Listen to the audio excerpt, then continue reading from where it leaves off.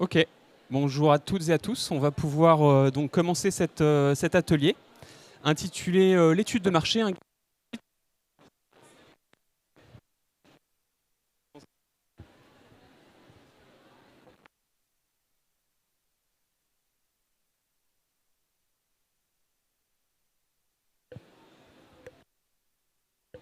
Un, deux,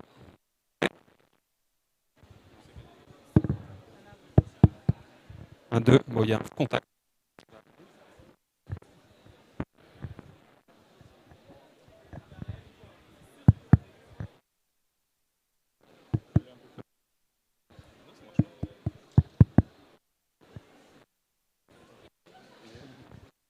Vous m'entendez? Vas-y, se passe. Un, deux. C'est bon? Bon, bah bonjour à tous. Je m'appelle Morgan Lemay, je suis conception et reprise d'entreprise. Ça coupe un peu là, non? Avec le micro, est-ce que... Pardon? Ouais, peut-être que c'est mieux ici, ou peut-être qu'il faut que je me rapproche de l'antenne, je sais pas. Ouais, bon, on va essayer comme ça. Donc,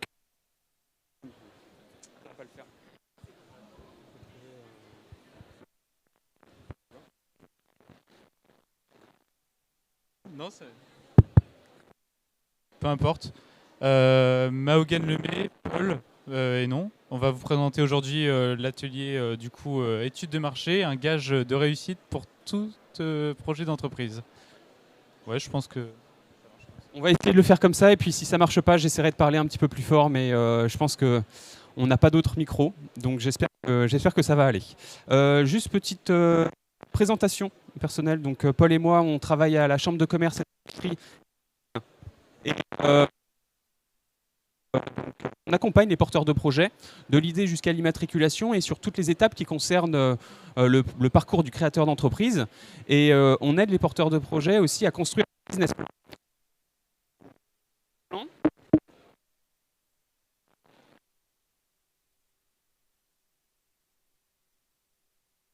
prévisionnel financier. Le business plan, c'est aussi le dossier commercial, et dans le dossier commercial, il y a l'étude de marché. Les porteurs de projets dans la réalisation de leur étude de marché. Mais aussi des ateliers, des formations pour les créations, pour les créateurs d'entreprises, les créateurs et les repreneurs.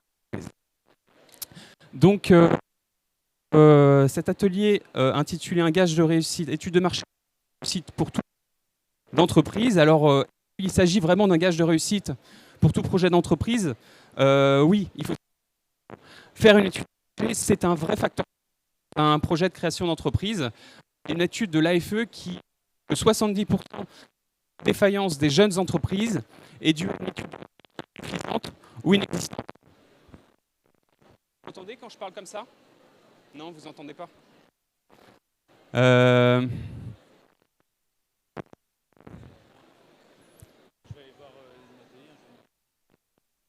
vais continuer. Est-ce que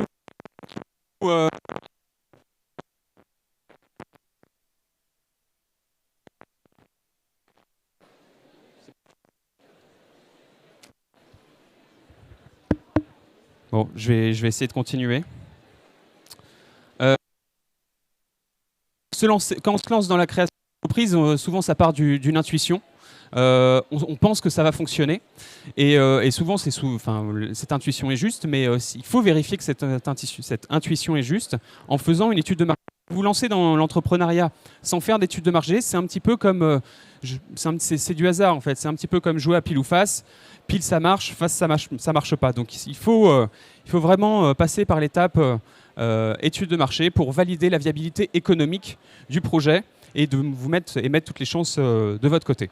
Alors, la question est de savoir, est-ce que l'étude de marché est indispensable dans tous les cas? Oui et non. C'est-à-dire que tout va dépendre en fait du risque. Si je imagine lancer un micro, donc comme je vous disais, est-ce que l'étude de marché est indispensable dans toutes les situations? J'ai envie de vous dire que ça dépend du risque, puisque si je décide de me lancer par exemple en micro-entreprise avec très peu d'investissement,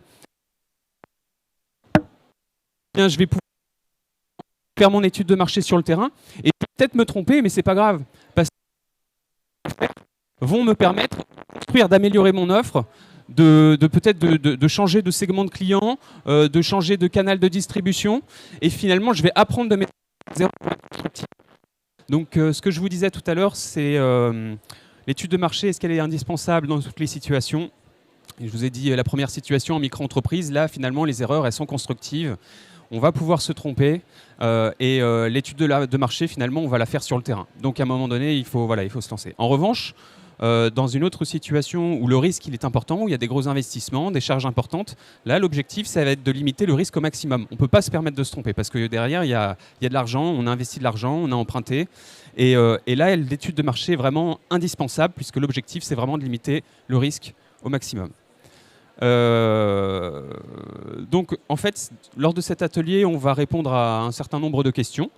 On va répondre à la question du quand faire son étude de marché, pourquoi faire son étude de marché, qu'est-ce qu'il faut faire quand on veut faire une étude de marché et comment la faire. Alors, où est-ce qu'elle est située, où est-ce qu'on situe cette étude de marché? Alors, la première étape, c'est l'idée. L'idée, elle émane de la personne, de ses motivations, de ses compétences, d'une opportunité de marché. Et le porteur de projet va donc réfléchir à un modèle économique, va réfléchir à une offre, à une clientèle, à des canaux de distribution, à des moyens à mettre en œuvre, à des ressources clés, à des manières de gagner de l'argent. Et la deuxième étape, ça va être de valider ce modèle économique en faisant une étude de marché. Cette étude de marché, en fait, va donc valider le modèle économique et va vous permettre ensuite de faire des choix. L'objectif, c'est de tirer les conclusions de cette étude de marché pour définir votre stratégie et décliner ensuite cette stratégie en actions concrètes. C'est le mix marketing, en fait, c'est définir vos différentes politiques d'offres, de communication, de distribution, votre politique tarifaire, et puis l'ensemble des moyens que vous allez mettre en œuvre. Donc c'est ça les différentes étapes pour arriver jusqu'à la définition de votre offre.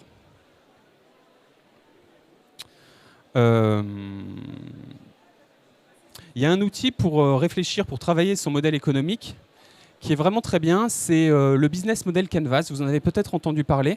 C'est un outil qui a été inventé dans les années 2000 par deux chercheurs, Alexander Osterwalder et Yves Pigneur, qui ont donc mis en place cet outil pour permettre aux entreprises déjà existantes d'innover dans leur modèle économique. Parce qu'il ne s'agit pas, pour innover dans un modèle économique, pour innover dans une offre, il ne s'agit pas simplement d'innover sur l'offre. On peut innover dans une partie du modèle économique, par exemple dans les canaux de distribution, avoir un canal de distribution différent des autres, ou des ressources clés différentes, des activités clés différentes, des partenaires clés différentes, ou par exemple attaquer une cible qui n'a pas encore été attaquée jusque-là par les concurrents. C'est par exemple le cas de Nintendo quand ils ont sorti la Wii. Ils se sont adressés à une cible qui n'était pas encore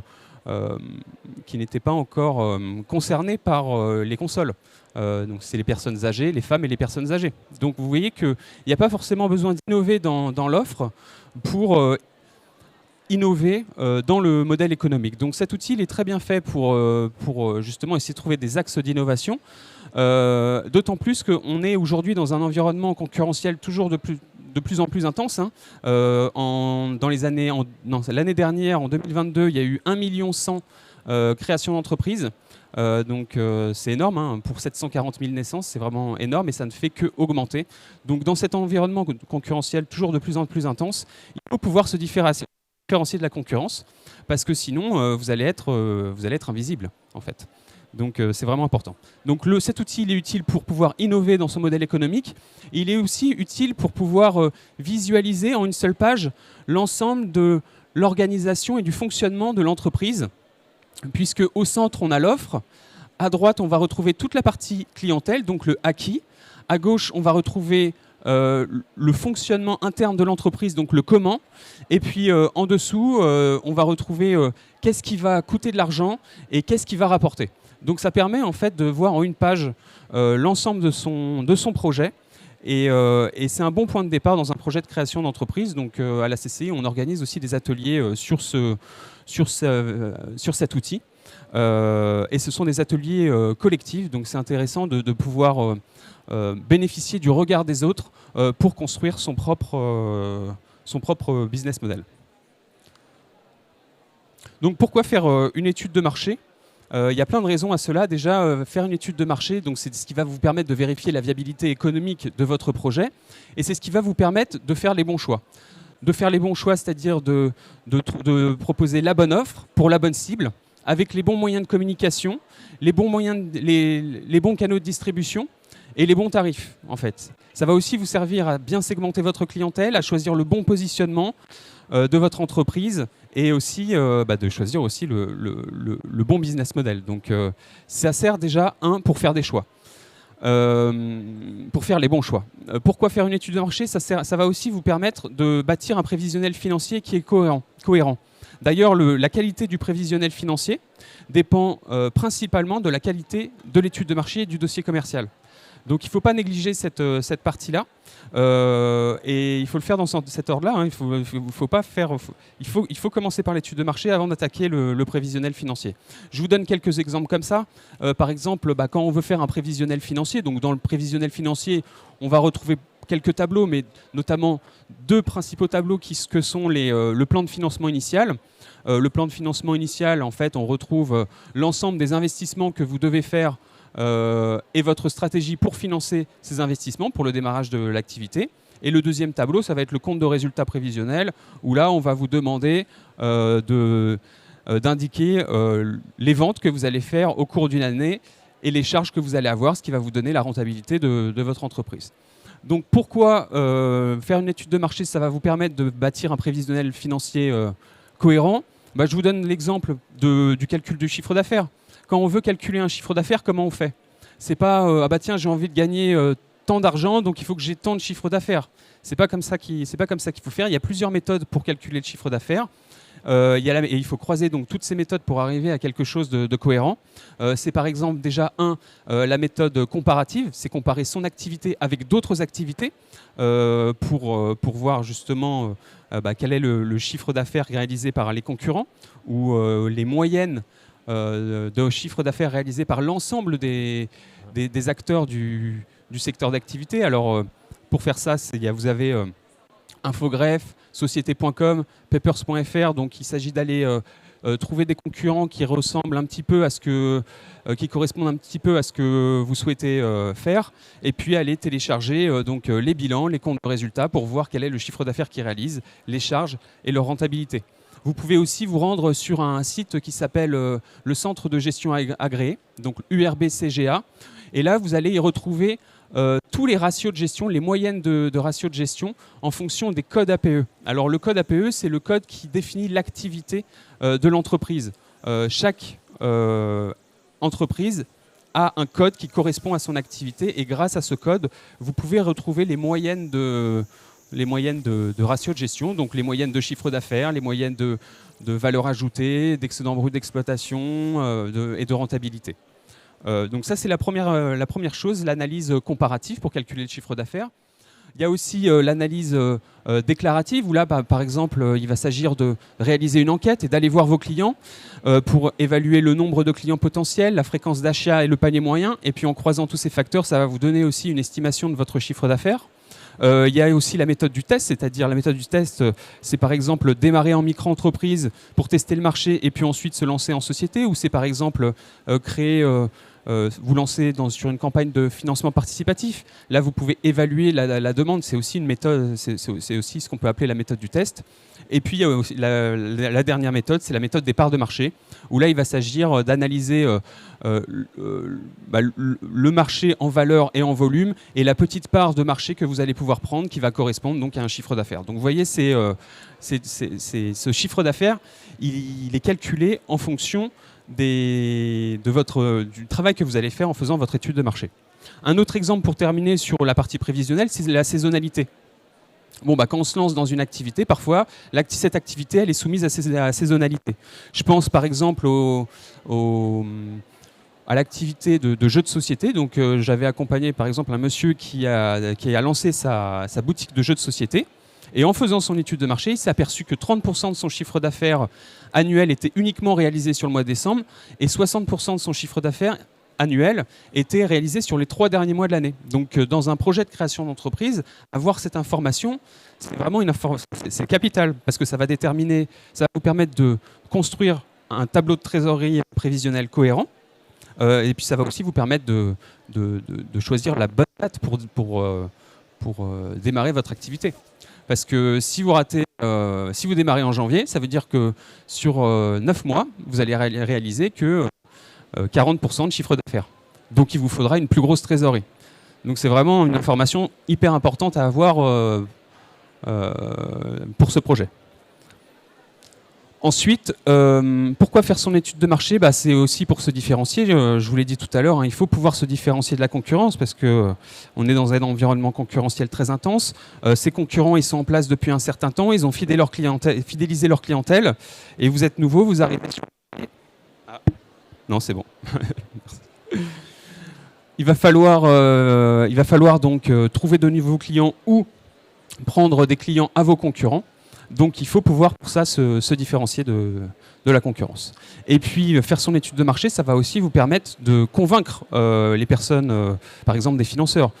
Si un financeur vous pose des questions sur votre marché et vous n'avez pas de réponse, si vous n'êtes pas intéressé à votre clientèle, à la concurrence, à votre environnement et aux acteurs, vous allez manquer de crédibilité vis-à-vis des financeurs. Donc c'est aussi pour montrer que, voilà, c'est aussi pour convaincre. Faire son étude de marché, ça sert à convaincre. Voilà les raisons pour lesquelles il est important de faire cette étude de marché. Alors, par quoi on commence quand on fait son étude de marché? On commence d'abord par une analyse du marché global. Déjà, il s'agit d'analyser... Alors, parfois, c'est pertinent, parfois, ça l'est moins. Premièrement, c'est la taille du marché en valeur et en volume. Il y a des activités pour lesquelles... analyser cette partie-là, la taille du marché, c'est pas très intéressant. Mais imaginons, vous souhaitez ouvrir une épicerie dans un petit village avec un certain nombre d'habitants et un certain pouvoir d'achat et panier moyen. Là, vous pouvez évaluer la taille du marché en valeur et en volume, et c'est important de le faire. Deuxièmement, c'est la croissance du marché. Est-ce que votre marché il est en croissance, ou est-ce qu'il est en décroissance, ou est-ce qu'il est en stagnation? Alors, ça veut pas, si votre marché est en décroissance, ça ne veut pas dire qu'il n'y a pas de place pour vous, parce qu'un marché, ça peut mettre des années à disparaître, et puis parfois, il peut y avoir des rebonds. Il peut y avoir des rebonds, comme par exemple les vinyles. Ça avait complètement disparu, et puis c'est reparti. Lorsqu'on parle de croissance du marché, on peut aussi s'intéresser à ce qu'on appelle le cycle de vie du produit. Le cycle de vie du produit, quand il y a un nouveau produit, et l'exemple que je trouve assez pertinent, c'est la restauration. Vous voyez, il y a des modes dans la restauration. Il y a eu les modes des Pokéballs, il y a eu la mode des bubble tea en ce moment, des bagels. À chaque fois, il y a des modes, donc c'est-à-dire qu'il y a une croissance importante du nombre de ventes et de la demande, une croissance importante de la demande. Et puis à un moment donné, ça arrive à un pic et ça diminue. Ça diminue et à un moment donné, ça stagne. Et c'est important quand vous lancez, si vous décidez de vous lancer par exemple sur ce type d'activité, un nouveau produit ou pas, mais de savoir en tout cas où se situe votre produit ou votre service sur ce cycle de vie du produit. Est-ce que vous êtes sur la phase ascendante? Est-ce que vous êtes sur la phase descendante? Ou est-ce que vous êtes, comme par exemple les pizzas, sur la phase en stagnation où là finalement il n'y a plus d'évolution, on est en stagnation. Il faut faire attention à ça aussi par rapport à la menace des nouveaux entrants. C'est-à-dire que quand vous êtes sur un nouveau produit et vous avez fait le constat sur plein de sujets, plein de produits différents, je pense par exemple aux cigarettes électroniques, une très forte demande, très peu d'acteurs, donc les premiers acteurs vont performer. Ils vont faire beaucoup de chiffre d'affaires, toute la clientèle va venir dans la boutique. Mais très rapidement, s'il y a peu de contraintes réglementaires et financières à l'entrée, ce marché qui est plutôt porteur, il va se retrouver rapidement saturé. C'est ce qui s'est passé avec les boutiques de cigarettes électroniques. Au début, les premières boutiques fonctionnaient très bien, et puis en l'espace de quelques mois, on a vu 1, 2, 3, 4 boutiques de cigarettes électroniques s'installer dans la même rue. Et là, à chaque fois, c'est le chiffre d'affaires qui se divise. Et il faut faire attention à ça parce que justement, on était sur la phase ascendante du cycle de vie du produit. Et donc, quand on est sur cette phase ascendante, il faut tenir compte de la menace des nouveaux entrants. Et voilà, il faut tenir compte de ça. Quand on analyse le marché global, on s'intéresse aussi à l'ensemble des acteurs du marché. Bon, vous les voyez ici, hein, les sociétés, les actionnaires, les banquiers, les fournisseurs, l'État, donc les régulateurs, les clients, les managers, les travailleurs, les producteurs, les fournisseurs. Il faut vraiment analyser tous ces acteurs, c'est important. On peut aussi s'intéresser aux tendances du marché. Regardez ce qui se fait à l'étranger ou ailleurs, ça peut vous inspirer, ça peut vous donner des idées de création d'entreprise aussi. Hein. Je vous parlais des bubble tea. Les bubble tea, il ne me semble pas que ça vienne de France, hein, ça a été importé de l'étranger, donc ça peut vous permettre justement d'avoir une longueur d'avance sur vos concurrents, de regarder ce qui se passe ailleurs. Donc on vous a mis ici des outils. Vous pourrez retrouver de toute manière la présentation sur Internet, la rediffusion. Donc vous pourrez retrouver tous ces outils. Donc on retrouve plein d'informations sur les syndicats professionnels, premièrement. Là, je pense au site textile.fr. C'est un site sur lequel c'est un syndicat professionnel qui représente l'industrie du textile. Et c'est un site sur lequel on retrouve tous les acteurs, l'annuaire en fait des acteurs du textile. Pour quelqu'un qui veut créer une marque de vêtements, c'est hyper intéressant parce qu'il y a un moteur de recherche et il peut choisir la région, il peut choisir les tissus, la compétence, et ça lui sort, donc avec ce moteur de recherche, ça lui sort tous les acteurs qui peuvent concevoir la marque. Donc on retrouve vraiment beaucoup d'informations hyper intéressantes d'un syndicat professionnel.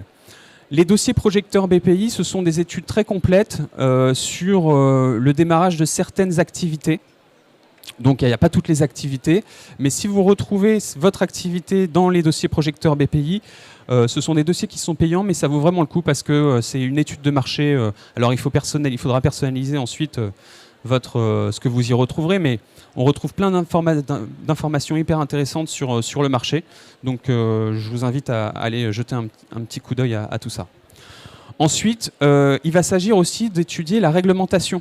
Et c'est vrai que j'en ai pas parlé, mais ça c'est un des points les plus importants quand on se lance une des premières étapes quand on se lance dans un projet de création d'entreprise, c'est vérifier la réglementation. Parce qu'il y a des activités qui sont réglementées et on ne peut pas tout faire. Il y a parfois la nécessité d'avoir certains diplômes pour se lancer sur une activité. Et puis parfois, il y a des activités qui sont soumises à réglementation et il faut respecter cette réglementation. Par exemple, si je décide de me lancer en tant qu'agent immobilier, eh bien, je dois disposer de certains diplômes très spécifiques ou avoir travaillé un certain nombre d'années au sein d'une agence immobilière. Et si je ne remplis pas l'une ou l'autre de ces conditions, je ne pourrai pas être agent immobilier. Donc, vérifier la réglementation dès le début, ça vous permettra de gagner du temps et puis d'éviter de faire des erreurs. Parce que si vous ne vérifiez pas cette réglementation, que vous faites des investissements, que vous construisez votre business plan et qu'au moment de l'immatriculation, vous vous retrouvez bloqué, c'est dommage. Vous auriez pu faire gagner du temps et économiser de l'argent en regardant la réglementation directement. Et puis, par exemple, la réglementation qui concerne les activités, si par exemple vous décidez de vous lancer, de créer un restaurant, il faut vérifier que les normes de sécurité incendie, l'accès aux personnes à mobilité réduite, il faut, si c'est une activité de restauration, il faut suivre des formations à HACCP, donc hygiène et sécurité. Si vous vendez de l'alcool, il y a le permis d'exploitation, donc il y a tout un ensemble de réglementations. Et cette réglementation, vous pouvez la retrouver sur ce site. Donc encore une fois, BPI, on y retrouve vraiment beaucoup de choses. Il y a un stand d'ailleurs là-bas, mais allez voir, vous pourrez retrouver la réglementation sur le site BPI Création. Ensuite, un petit tips, Google, tout le monde ne le connaît pas, mais on retrouve plein d'informations sur Internet. Et pour optimiser vos recherches, vous pouvez utiliser ce raccourci, enfin c'est pas un raccourci, ce mot-là, ce terme-là, file type PDF, et votre recherche. Qu'est-ce que ça veut dire? Qu'est-ce que c'est que ce truc? En fait, c'est... En tapant file type PDF avant votre recherche, par exemple étude de marché, ce que vous voulez, étude de marché restaurant, ça va vous permettre de générer uniquement des résultats Internet sous format PDF. Et la plupart du temps, les études de marché sont réalisées en format PDF. Donc on retrouve beaucoup plus facilement des études de marché en faisant ça que si on ne le fait pas. URB-CGA, je vous en ai parlé tout à l'heure, pour retrouver les ratios de gestion en fonction des activités. Et puis après, Google Alert. Alors Google Alert, c'est juste un outil de veille. Et puis sinon, il y a Internet. Pour rebondir sur ce que mon collègue Maogan disait par rapport aux parties prenantes, on verra par la suite, mais c'est hyper utile de s'intéresser à toutes les parties prenantes. Admettons, on parle juste des salariés d'une société, peu importe le domaine d'activité, si vous voulez recruter par la suite, c'est important de vous demander comment vous allez recruter, combien vous allez les payer, et est-ce qu'il faudra les former par la suite au métier, parce qu'il y a des métiers qui sont sous tension, c'est un terme qu'on retrouve de plus en plus. Et quand on fait une étude de marché, on va essayer aussi de s'intéresser à l'ensemble de l'environnement. Et l'environnement, c'est les salariés, mais aussi les actionnaires, etc. Et s'intéresser à tout l'écosystème de l'entreprise, c'est hyper important pour la suite et c'est ce qu'on va voir. Il y a l'environnement, donc l'environnement au global. Il y a une méthode qui est très simple qui s'appelle la méthode PESTEL, donc pour politique, économique, socio-culturelle, technologique, écologique et légale. C'est un mémotechnique en fait qui va vous permettre simplement de vous poser les questions liées à votre projet sur tous les aspects qui peuvent influer sur votre étude de marché en fait. Quand on prend l'exemple politique, admettons, Maogan prenait l'exemple des cigarettes électroniques. Une nouvelle tendance qui était sortie, c'était le CBD qui était sorti et ça, il y a eu le même effet un peu que pour les cigarettes électroniques. Pourquoi il y a eu cet effet-là ? Parce que si on regarde sur le plan politique uniquement, il y avait une loi qui était prévue depuis des années, on parlait de légalisation ou pas, et beaucoup de gens avaient flairé ce marché-là, et ils attendaient simplement, de par l'analyse, sur le plan politique, un changement pour lancer leur projet. Donc, analyser sur le plan politique, ça permet d'anticiper s'il y a une évolution politique, d'anticiper si le projet s'il va être viable ou non, parce qu'avec un simple changement politique, ça peut être bénéfique ou néfaste pour votre projet. Pareil sur le plan économique, certaines créations d'entreprises, certaines études de marché peuvent être intéressantes dans le cadre d'une croissance économique, dans le cadre d'une récession, pourquoi pas. Quelle est la situation économique du lieu dans lequel vous allez vous implanter ? Est-ce que c'est un lieu en croissance ? Tous ces aspects économiques-là, ça peut être aussi le marché de l'immobilier, par exemple. Quel est le prix de l'immobilier ? Si on s'implante sur Saint-Malo, sur Rennes ou sur Redon, ce ne sera pas les mêmes coûts, les mêmes difficultés économiques. Les soucis, les enjeux socio-culturels, en fonction de l'endroit où on va s'implanter. Je prenais l'exemple de Saint-Malo ou Rennes. La population est plus étudiante sur Rennes que sur Saint-Malo. Donc si on cherche à viser par exemple les retraités, c'est hyper important de se poser les questions d'ordre socio-culturel. Quel âge a la population dans la ville où je veux m'implanter ? Est-ce que je suis en phase avec cette population-là ? Est-ce qu'il y a beaucoup d'étudiants ? Moi, qui veux viser les étudiants. Est-ce que proportionnellement, il y en a beaucoup par rapport à d'autres villes ? Et en tout cas suffisamment pour répondre à l'offre que je vais proposer. Ensuite, il y a l'enjeu technologique. Alors, c'est parfois un peu dur à se l'imaginer, mais aujourd'hui, une technologie peut venir remplacer un nouveau métier ou un nouveau projet, en fait. Ça va très rapidement et c'est hyper important de se poser les questions sur le plan technologique. Aujourd'hui, je veux faire tel métier. Demain, admettons, je vais être traducteur. Ouais, mais il y a des logiciels de traduction.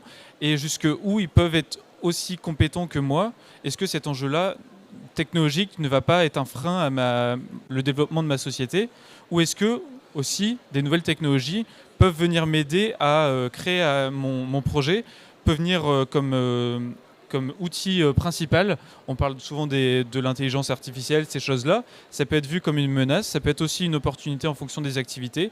Donc l'enjeu technologique, l'intelligence artificielle, mais toute la technologie en général, est un plan hyper important à prendre en compte quand on fait son étude de marché. Et donc après il reste aussi l'enjeu écologique. Aujourd'hui c'est un enjeu à part entière parmi tout ça, sachant que les clients d'une entreprise vont faire attention énormément au choix que votre entreprise va faire sur le plan environnemental. On peut se dire ah oui, celle-ci est un tout petit peu plus chère, mais elle fait attention à tel point ou tel point ou tel point sur l'environnement, et donc l'environnement, l'aspect environnemental est hyper important aux yeux de la clientèle, aux yeux aussi des règles, parce qu'il y a des règles de plus en plus strictes sur le plan environnemental. Donc il faut que mon entreprise respecte les règles environnementales, il faut que mes clients perçoivent l'aspect éco-friendly, entre guillemets, que mon entreprise va avoir. Et ensuite, il y a l'aspect légal. Ça peut paraître évident, mais des fois, ça ne l'est pas forcément. Il faut que l'entreprise respecte la loi. Alors des fois, il y a des situations qui sont un peu floues. Moi, personnellement, j'avais créé mon entreprise il y a 3 ans. C'était pour vendre de l'alcool en ligne. Est-ce que j'avais besoin de passer une formation pour vendre de l'alcool en ligne ? C'était assez difficile des fois d'avoir ces réponses-là parce que chaque cas est spécifique et c'est dur des fois de trouver les réponses. Mais tout ça pour dire que sur le plan légal, c'est hyper important de se pencher et de des fois faire appel aussi à un juriste pour avoir la réponse à toutes ces questions.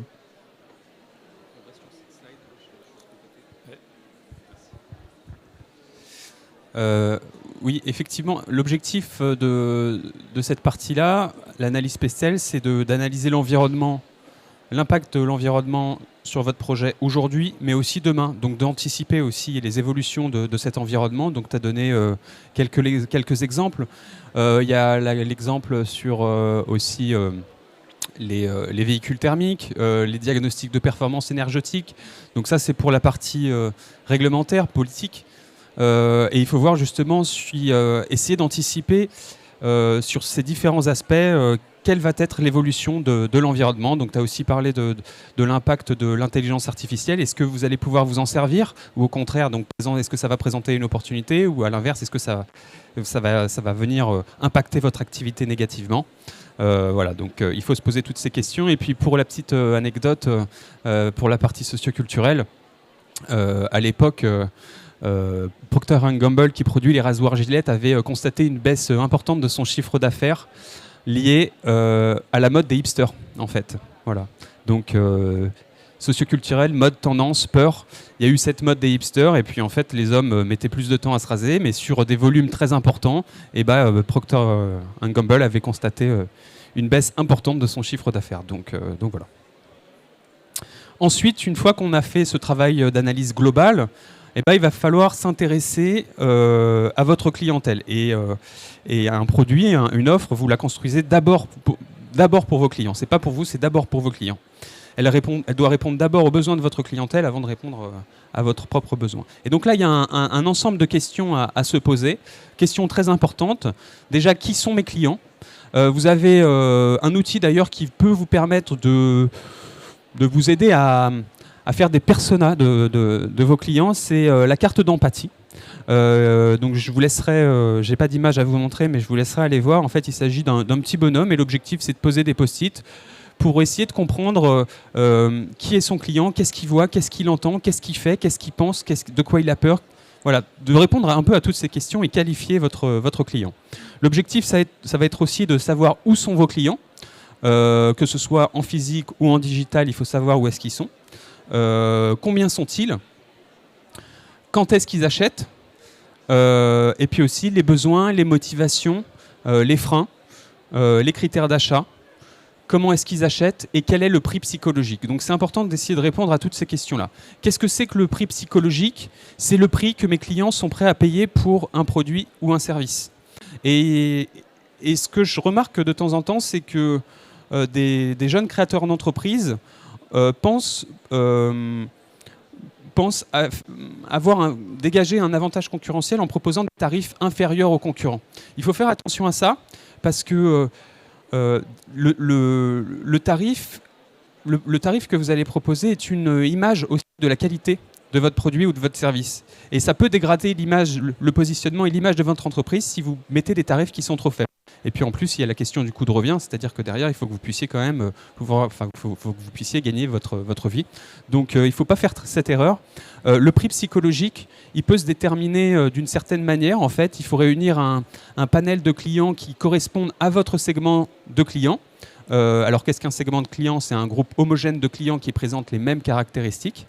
Donc il faut réunir ce panel de clients, faire tester votre produit ou votre service et leur poser 2 questions.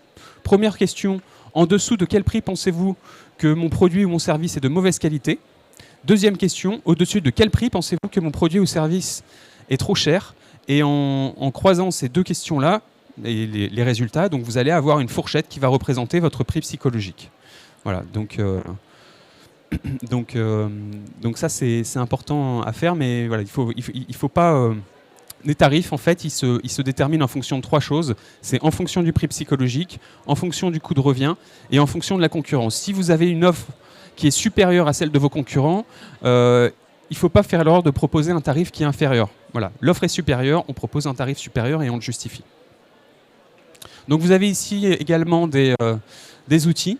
La carte d'empathie, je vous en ai parlé. Réaliser des enquêtes. Alors oui, vous pouvez réaliser des enquêtes. C'est important de réaliser des enquêtes. Vous avez des enquêtes qualitatives et des enquêtes quantitatives. Qualitatives, c'est surtout pour récupérer les opinions, les impressions, les motivations et les comportements des clients potentiels. Et ça va souvent se faire sous forme d'entretien ouvert, des questions ouvertes. Voilà. Tandis que l'enquête quantitative a pour objectif de chiffrer, d'avoir vraiment des informations mesurables. Voilà. Donc on est plutôt là dans des questions fermées. Parfois l'enquête elle est pertinente, encore une fois, parfois elle est moins.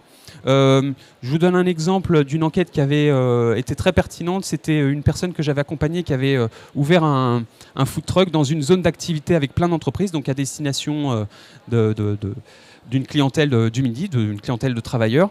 Donc elle a distribué une centaine de questionnaires, et sur cette centaine de questionnaires, elle a eu 50 réponses. Donc déjà, ça montre l'intérêt des clients potentiels pour cette offre. Et donc elle avait posé un certain nombre de questions qui lui avaient permis donc de construire sa carte, de comprendre, d'identifier le panier moyen des clients, de poser la question sur les tickets restaurants, et donc de construire aussi sa carte et ses tarifs, et puis de demander aussi, de poser des questions sur les habitudes de consommation. Est-ce que les clients mangent au travail? Est-ce qu'ils mangent chez eux? Est-ce qu'ils mangent au restaurant? Et s'ils mangent au restaurant, combien de fois par semaine? Et donc cette enquête avait été très, très pertinente. Et parfois, dans d'autres situations, ça l'est moins, quand on a quand on a une clientèle un peu plus large. C'est plus compliqué sur une zone de chalandise beaucoup plus large, c'est plus compliqué de réaliser des enquêtes. Et puis pour une clientèle de professionnels, là pour une clientèle B2B, donc business to business, là vous allez pouvoir, pour analyser la clientèle, et en tout cas pour les identifier, utiliser cet outil-là. C'est l'AEF, l'annuaire des entreprises françaises, qui vous permet de trouver toutes les entreprises qui correspondent à un certain code APE, donc à une certaine activité, sur une zone de chalandise avec des dates de création. Donc en tout cas, ça va vous permettre d'avoir une liste de prospects. Voilà. Ensuite, analyse de la concurrence. C'est pareil, hein, il va s'agir là d'analyser vos concurrents et de répondre à un certain nombre de questions. Alors, qu'est-ce qu'ils vendent? Qui sont mes clients? Comment communiquent-ils? Qui sont leurs clients? À quel prix vendent-ils, etc., etc. Ces questions-là, vous pouvez tout simplement les faire c'est ce qu'on appelle un benchmark. Vous pouvez faire un tableau Excel, indiquer ces questions, et puis mettre vos résultats. Donc parfois, ça va s'agir d'aller directement dans l'entreprise sur le site internet, ou dans l'entreprise pour voir comment ils fonctionnent, d'aller télécharger les bilans et les comptes de résultats sur société.com, papers.fr ou Infogreffe. En tout cas, l'objectif derrière, c'est que vous puissiez voir déjà s'il y a un marché, si ce que vous voulez faire, ça fonctionne chez les autres, donc ça peut aussi fonctionner chez vous.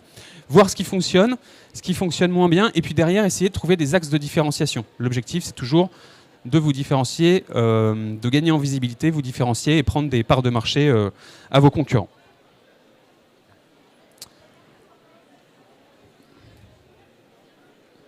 Enfin, la dernière étape, ça va être l'étude d'implantation. Et encore une fois, que ce soit en physique ou en digital, il faut que vous ayez une bonne implantation.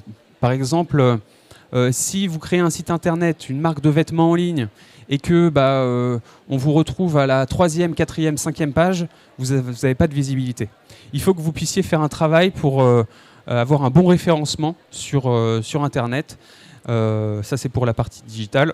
Pour les applications, c'est la même chose. Hein. Quand vous lancez une application, vous êtes noyé sous une masse d'applications. Il y a des millions d'applications, donc vous n'avez pas du tout de visibilité. Et en fait, quand on regarde un petit peu les critères de téléchargement, les principaux critères de téléchargement, c'est le top 10 en fait. Il faut apparaître dans le top 10 des téléchargements, et c'est ça qui permet derrière de générer d'autres téléchargements. Donc on est vraiment noyé sous la masse. Il faut faire un gros travail digital pour avoir un bon référencement. En ayant des axes de différenciation, vous pouvez aussi mettre en avant ces axes de différenciation sur Internet, et c'est ce qui va vous différencier de vos concurrents. Et puis en physique, c'est la même chose. Il faut d'abord s'intéresser à la clientèle. Par exemple, si je prends l'exemple de la restauration, est-ce que je m'adresse à une clientèle de touristes ou est-ce que je m'adresse à une clientèle locale, d'habitués, une clientèle du midi? Si je m'adresse à une clientèle de touristes, si j'ai une offre destinée à des touristes, il faut que je sois sur un emplacement touristique. Ça va coûter beaucoup plus cher, mais derrière, voilà, c'est mon positionnement, c'est mon choix. Tandis que si je choisis de m'adresser à une clientèle d'habitués, là, la visibilité, l'emplacement va être peut-être un peu moins important. Faudra que je sois proche de mes clients. Néanmoins, je ne vais pas avoir la nécessité d'être dans un emplacement premium, on va dire. Il y a aussi des activités qui ne nécessitent pas forcément d'avoir un bon emplacement pour avoir de la clientèle. Parce que finalement, cette clientèle, on peut la retrouver en ligne. Je pense par exemple aux escape games. La clientèle d'escape game, c'est une clientèle c'est une communauté en fait qu'on retrouve, qui se retrouve sur Internet et qui se communique toutes les adresses. Et on retrouve beaucoup d'escape games dans des endroits un petit peu isolés, un petit peu cachés. Et pour autant, ça ne nuit pas forcément à la viabilité économique et financière de l'activité, de l'entreprise. Donc voilà, il faut s'intéresser à la clientèle, au comportement, à la clientèle pour choisir aussi le bon emplacement. Donc, quelques tips pour choisir une bonne implantation. Donc, c'est être proche de sa clientèle, avoir une concurrence limitée, avoir de la visibilité et avoir de l'accessibilité. Donc, il y a toutes ces questions qui rentrent en jeu pour l'implantation. Et vous avez également ici des outils pour vous permettre de choisir la bonne implantation, l'INSEE. Et ces deux outils-là, SMAPN et Citizia, qui en fait récoltent des informations de l'INSEE et vous permettent d'avoir ces informations sur une zone, on va dire, localisée. C'est-à-dire que, par exemple, vous décidez d'ouvrir un restaurant sur Bru, et vous pouvez avoir toutes les informations de l'INSEE sur Bru. Et c'est plutôt ergonomique, c'est un peu plus ergonomique que l'INSEE, je trouve, donc c'est plutôt c'est un bon outil. J'avais pas oublié un truc là. Ouais, non, c'est bon. Une fois que vous avez fait toutes ces étapes-là, on s'est intéressé à la concurrence, au marché, à l'environnement dans lequel votre entreprise va baigner. On va faire ce qu'on appelle un SWOT. Alors ça vient de l'anglais Strengths, Weakness, Opportunities and Threats. Donc concrètement, c'est les forces, faiblesses, opportunités et menaces qui vont être liées, qui concernent votre projet. Le but du SWOT, en fait, ça vient à la fin de votre étude de marché. Ça va un peu faire le récapitulatif de à la fois quels sont les avantages, les forces et les faiblesses qu'a votre entreprise, et surtout quelles sont les menaces, les opportunités. C'est pas juste, le but, c'est pas juste de le mettre dans un tableau et de dire mes forces c'est ça, mes faiblesses c'est ça. Le but du SWOT, c'est de dire voilà, j'ai telle menace, comment je vais me parer à cette menace grâce aux forces que j'ai. Concrètement, le but, c'est de se dire, voilà, en interne, parce qu'en haut, vous avez les forces et les faiblesses, donc c'est interne à l'entreprise. Les forces, premièrement, c'est vous. C'est la qualification que vous avez. Si vous avez on parlait de l'exemple du restaurant tout à l'heure, si vous avez travaillé dans un restaurant pendant 15 ans et que vous voulez ouvrir votre propre restaurant, vous êtes une force dans ce projet-là. Les autres forces, ça peut être les compétences que vous avez apprises ailleurs, l'argent que vous avez comme apport, parce que ça peut être aussi une force. Il y a énormément de forces qui peuvent exister différentes pour votre projet, il en faut, et heureusement qu'il y a des forces pour créer son projet. Il y a aussi des faiblesses parce qu'on ne peut pas être bon sur tous les plans, sinon ce serait l'entreprise parfaite. On a aussi des faiblesses, ça peut être aussi un manque de compétences, ça peut être un manque d'expérience dans un domaine, etc. Donc ça au moins, ça permet de faire un point sur vos forces, vos faiblesses, vous personnellement, mais aussi de l'entreprise, du projet en lui-même. Et d'un point de vue externe, donc les opportunités, c'est les opportunités que votre entreprise va avoir vis-à-vis du marché en lui-même. Voilà, je m'implante dans une ville où il y a peu de concurrence, mais mon étude de marché prouve qu'il y a de la demande et que les gens sont prêts à payer pour mon projet, pour mon offre. Et ben, c'est vraiment une opportunité. Alors que derrière, si à l'inverse, on est dans un secteur où il y a beaucoup de concurrence, où le marché est très limité, voire même il est en décroissance, etc., et qu'il y a encore des nouveaux entrants qui arrivent sur ce marché-là, ce sera plutôt une menace. Et face à tous ces constats-là qu'on va faire et qu'on va venir mettre dans ce tableau, on va commencer à réfléchir à une stratégie. Une stratégie pour se différencier davantage de la concurrence s'il y en a beaucoup, comment communiquer différemment, et ça c'est à vous d'y réfléchir par la suite après l'étude de marché. Une stratégie à la fois aussi sur plein d'autres aspects, hein. Je parle de la communication, mais la communication, ça englobe déjà en elle-même plein d'aspects. Ça peut être du digital, ça peut être est-ce que vous accorderez plus de budget communication que vos concurrents. Ça peut être aussi, j'ai pas toutes les compétences au sein de mon entreprise. Pour l'instant, j'ai pas forcément les moyens de payer un salarié pour compléter ces difficultés-là. Mais par la suite, dès que je peux, j'essaie de trouver quelqu'un qui a ces compétences-là, celles que je n'ai pas, pour pallier à cette difficulté-là, à cette faiblesse. Donc en fait, le SWOT, ça vient à la fin de l'étude de marché. C'est une forme de bilan en fait sur vous, sur votre projet et votre projet vis-à-vis de vous-même pour justement établir une vraie stratégie sur du long terme. Et il faut savoir que tout ce qu'on a vu là, comme rappelait Mahogan, quand on a vu l'étude Pestel, on a vu l'étude de la concurrence, on a vu aussi les risques liés à la technologie. Là, on parle du SWOT. Aujourd'hui, vous faites votre étude de marché parce que vous voulez créer votre projet pour dans 6 mois, dans un an. Demain, si vous avez créé votre entreprise, l'objectif, c'est aussi de vous poser ces questions-là 6 mois après avoir créé votre entreprise, 1 an, 3 ans, etc. Parce que le marché est toujours en perpétuelle évolution. Et des outils comme le SWOT, vous le mettez à jour tous les 6 mois, vous refaites un peu un bilan sur vos compétences, sur votre projet, etc. Mais vous faites aussi un bilan sur l'ensemble de votre étude de marché parce que forcément, votre clientèle aura évolué, parce que vous aurez voulu cibler ces segments-là et en fait, vous vous rendez compte que ça marche aussi très bien avec ce segment-là. Donc, vous aurez aussi des retours du marché. Et donc, ça fait partie de la conclusion. Il faut que je passe les slides. C'est très important dans une étude de marché de rester très flexible, de toujours revenir sur ce qu'on a anticipé, sur ce qu'on a calculé, sur ce qu'on a imaginé et ce qu'on a pu observer dans son étude de marché. Parce que, comme je vous disais, le marché évolue, a tendance à évoluer de plus en plus vite.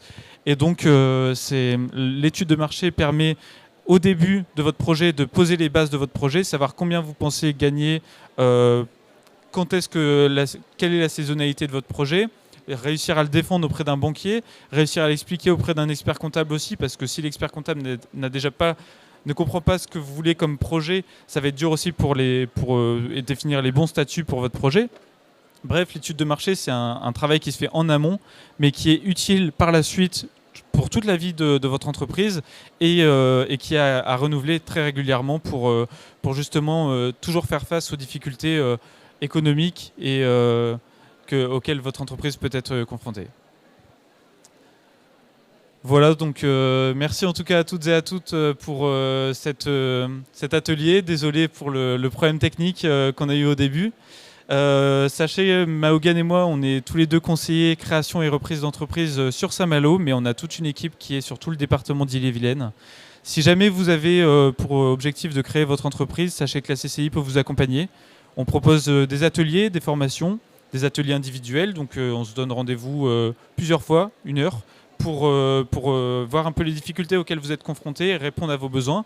Là, on parlait de marketing, mais ça peut être aussi sur le plan comptable, faire un prévisionnel ensemble, savoir combien vous avez besoin d'emprunter à la banque, ce genre de choses-là, essayer de poser les choses au mieux pour vous aider à vous guider dans votre projet. Donc c'est notre travail en tant que conseiller création. Donc notre stand de ACCI est juste à côté, donc n'hésitez pas à venir nous voir si besoin. Bonne journée à toutes et à tous.